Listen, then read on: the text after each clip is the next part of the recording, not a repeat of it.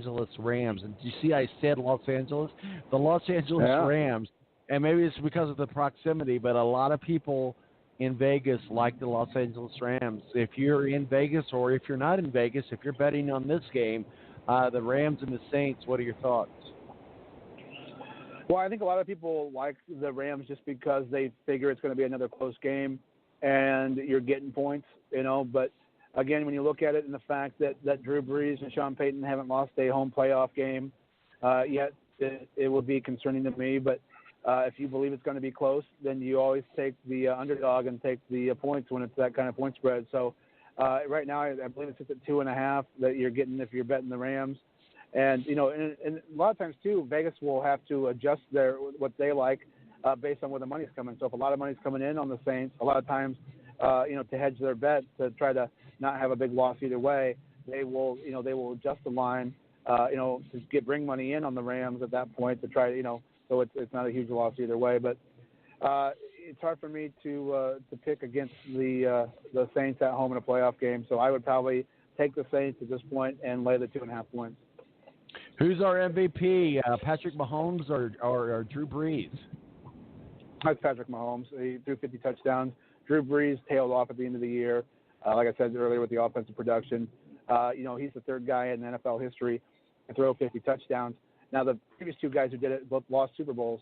So Patrick Mahomes will attempt to be the first quarterback to throw 50 touchdowns in a season and win a Super Bowl championship, which Tom Brady and Peyton Manning both lost those years that they threw 50. So I think there's no doubt about it, Patrick Mahomes.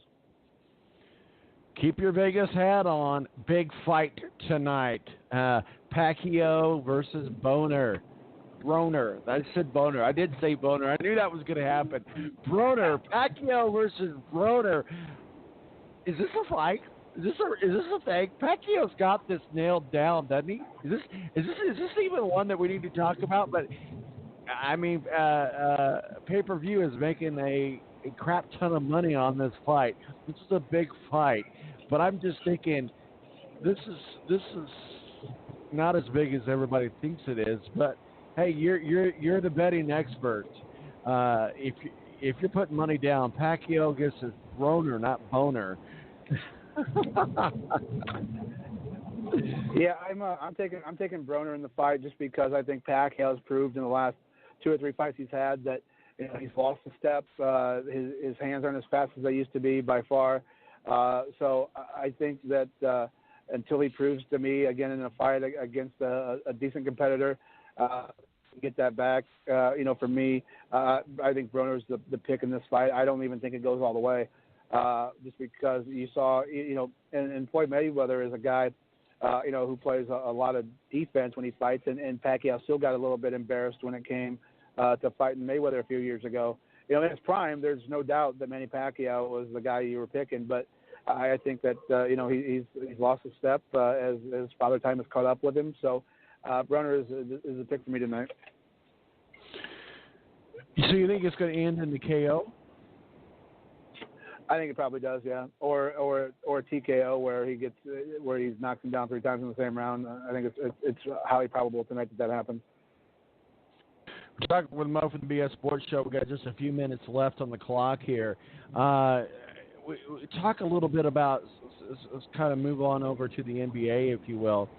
We've heard a lot of talk about Carmelo Anthony hinting that he's going to return to basketball. 1, does he? And 2, with who? Well, that depends because right now, as of this morning, the Houston Rockets believe they can trade Carmelo Anthony and are trying to do so.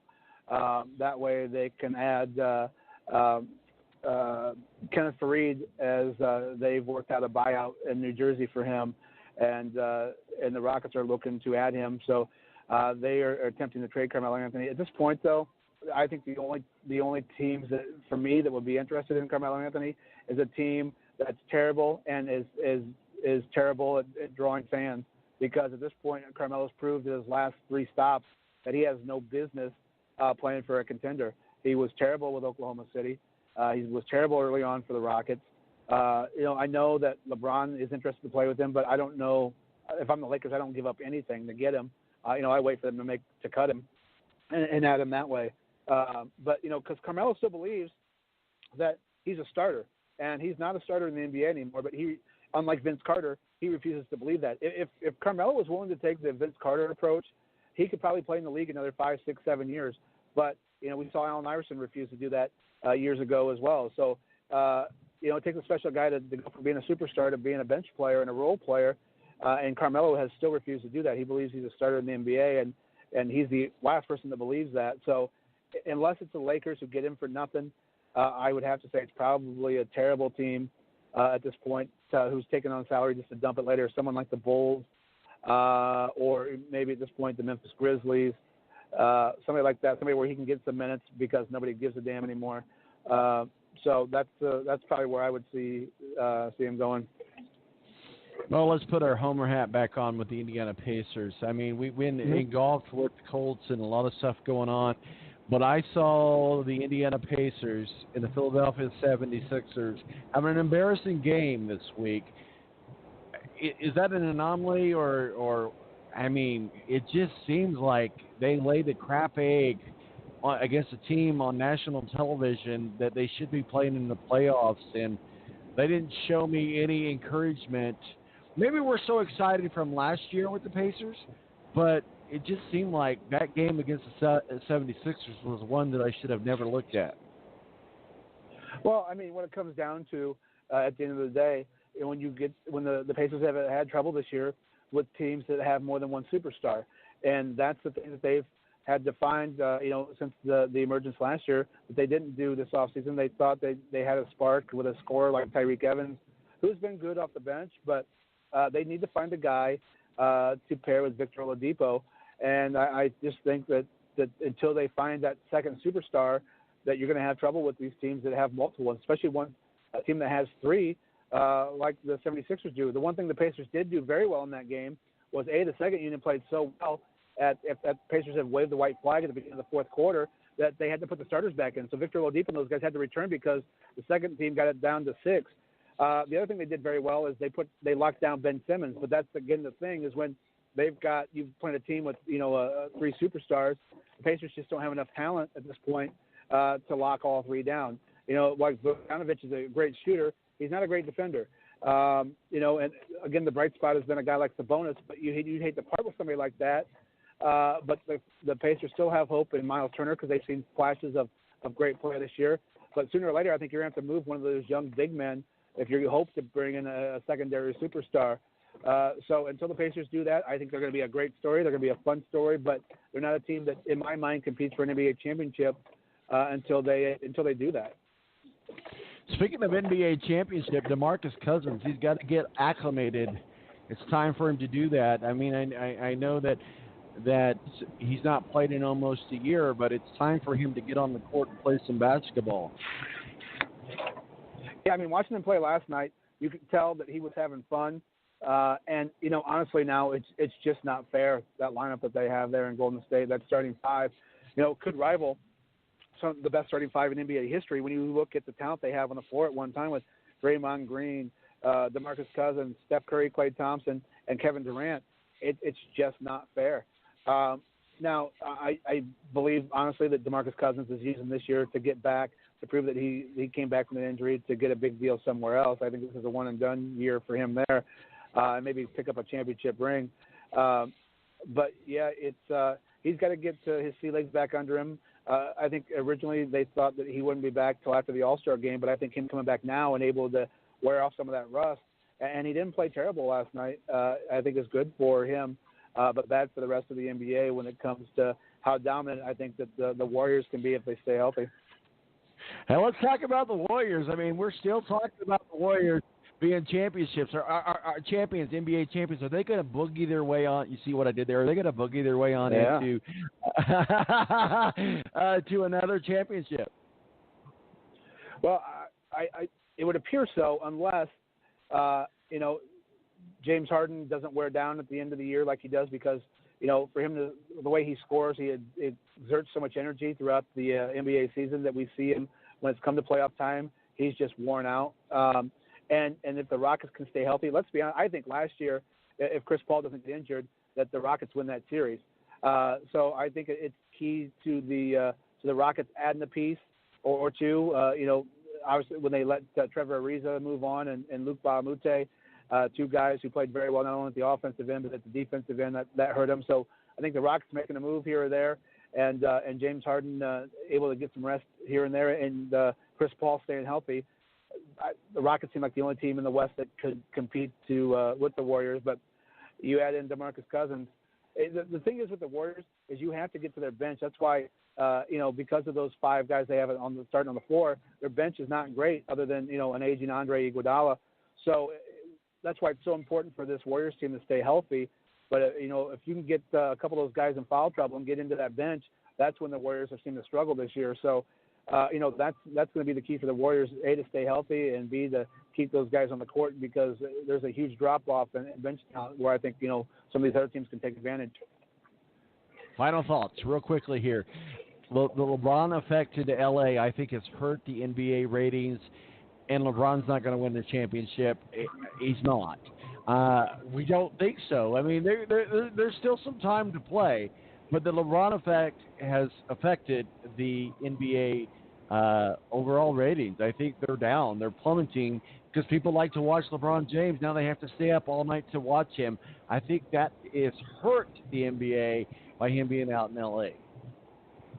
Yeah, I mean, if you look at when he's played the national games that are early or Sunday games, the ratings are through the roof, even bigger than they were with the Cavaliers. But you're right, when the game's starting at 10:30 and you've got the majority of your fans on the East Coast who aren't staying up to watch them play, it has hurt the ratings. But when you factor in, their big money's made obviously on ABC on the weekends. So those ratings, though, for those games have been through the roof and phenomenal. And if there's some way that the Lakers pull off a trade, for a Bradley Beal or for an Anthony Davis, I think if you add that other piece out there in LA, people will make it must-see TV at that point then to see it. But to see LeBron and the collection of guys they got right now, yeah, I've stayed up late a couple of times to see it, but not like I did when the Cavs were on. A, because I cover them, but B, Sure. They were on early enough, and I think you brought up the perfect point. So look at the weekend games. The NBA is hoping to maybe average that out a little bit, and I think you try to figure out a way. You'll see the Lakers on national TV a lot when they're out east, because when they're playing East teams on the road, we're going to see a abundance, I think, of the Lakers and of Golden State. So I think it's imperative for the health of the NBA that the Lakers have that second superstar to make it much CTV at 10:30. We're talking with Mo for the BS Sports Show. It is time to wrap it up and put a bow on it. It is time to do thumbs up or thumbs down. Thumbs up or thumbs down, IU beats Purdue today. Oh, God. If they played the way they played this week so far, I can't put my thumb down far enough. So IU's got to get off to a quick start. They can't ho-hum it around like they've done, in their losses these last two games, or last three games at this point. They had a big lead at Maryland but couldn't sustain it. And then, they've looked terrible these last couple of games. They continue to turn the ball over a lot and just terrible quick shots. They come down and you got a guy dribbling down and you see one pass and then they're firing and missing. So I think they need to take their time, work the ball in to Jawan a lot more, to get that inside-outside game going. And, you get to a point where you got to count on your two superstars. And then the other thing is, and I've said it all year long so far, they got to hit free throws. They are a terrible free throw shooting team. So when they do get to the line, it's just been terrible. The defense has lacked against poor teams. So if Carson Edwards gets it going today, I hope we're not watching a blowout for the Hoosiers. But, if you look at the performance of the last three games, the last, 5 halves, they've been terrible. So you got to keep your fingers crossed and hope that they start out fast and are able to sustain it. Well, I hope they're not the turd that they were against Nebraska. The other 4 teams that they've lost against at least were teams that we thought would happen. So I've got to go thumbs up. I still am going to do the homer card there. Thumbs up. Indiana University beats Purdue University. Mo for the BS Sports Show. Where can people find your work in the masterpiece, sir? Well, hopefully if I make it alive to the snowstorm to my destination at Mo Radio Show. I hope you do. Not, I hope at least Tom, you'll come to my funeral. I will come to your funeral, I promise. All right, guys, we got to wrap it up, put a bow on it. Thanks, Mo. Have a good day, sir. How about you, too? You too, buddy. Mo from the BS Sports Show joins us driving through a blizzard up in northern Indiana. Obviously, he covers the Cavs, he covers the Bears, a lot that he has on the plate for us, and as